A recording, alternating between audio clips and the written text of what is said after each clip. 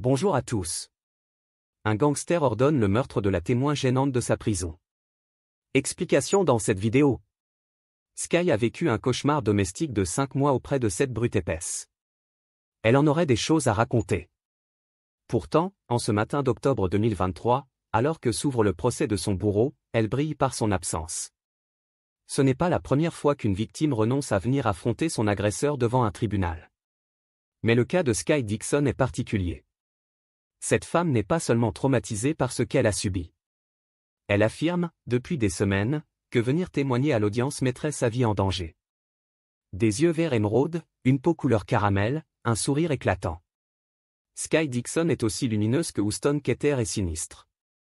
Comment a-t-elle pu tomber amoureuse d'un minable pareil? Les mystères de l'attraction sont décidément insondables.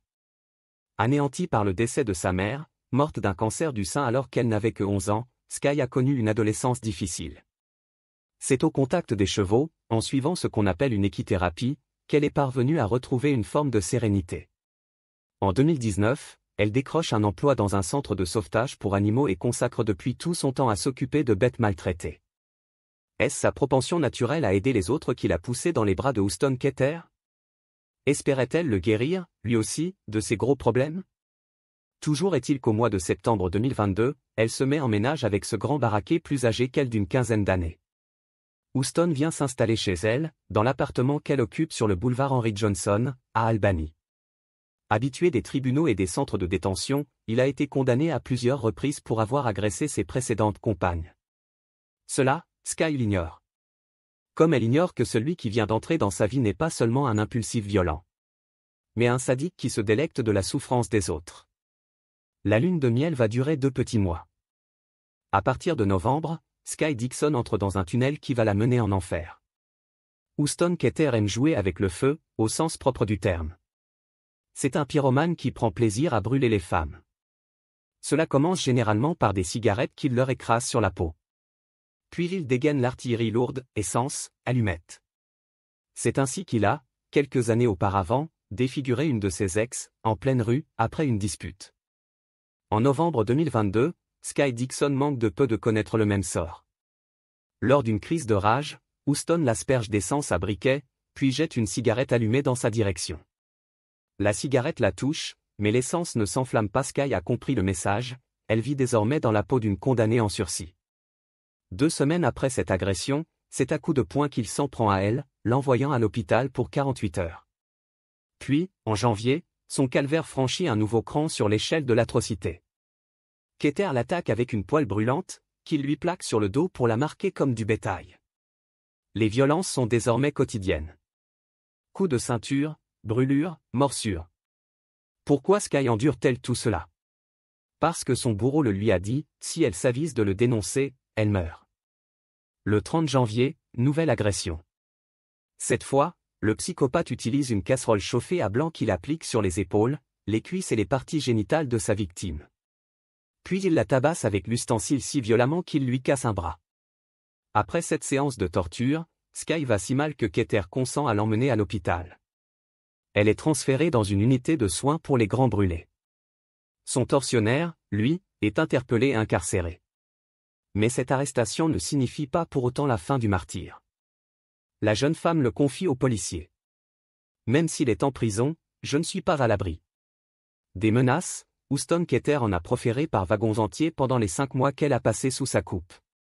Il lui répétait, entre autres, que même enfermée en prison, il n'aurait aucun mal à trouver quelqu'un pour s'occuper d'elle. Aussi, lorsque les enquêteurs la sollicitent pour qu'elle témoigne au procès, Sky se trouve confrontée à un terrible dilemme. Tiraillée entre la terreur et l'envie de faire payer le prix fort à cette ordure. Son avocat, tout comme les policiers, lui conseille de parler. Elle hésite. Les mois défilent, elle tente de se reconstruire comme elle peut, auprès de sa grand-mère, qu'elle adore. À l'automne 2023, alors que le procès de Keter approche, elle n'a toujours pas pris sa décision.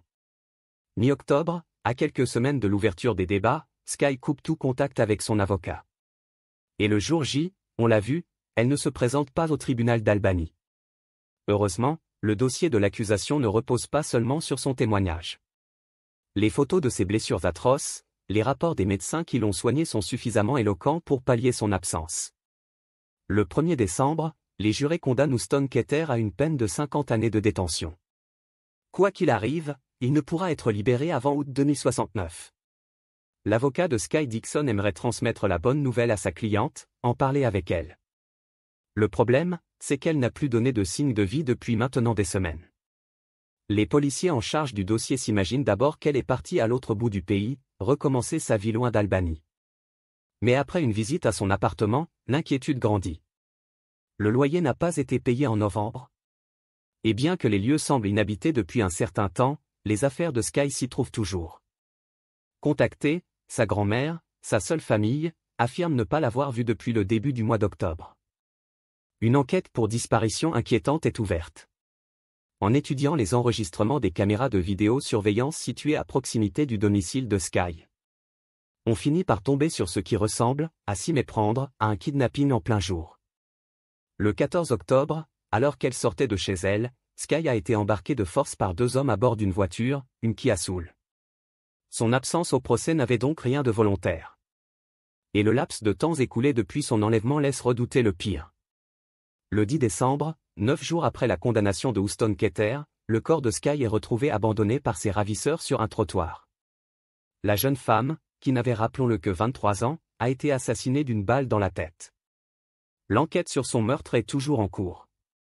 Et si l'identité de ces assassins reste à déterminer, celle du commanditaire du crime laisse peu de place au doute. Houston Keter a vraisemblablement mis ses menaces à exécution. Pour s'assurer qu'elle ne vienne pas parler à son procès, il a fait taire Sky Dixon. À jamais. Merci d'avoir regardé, n'hésitez pas à partager la vidéo avec vos amis et à vous abonner à notre chaîne pour ne manquer aucune de nos futures vidéos.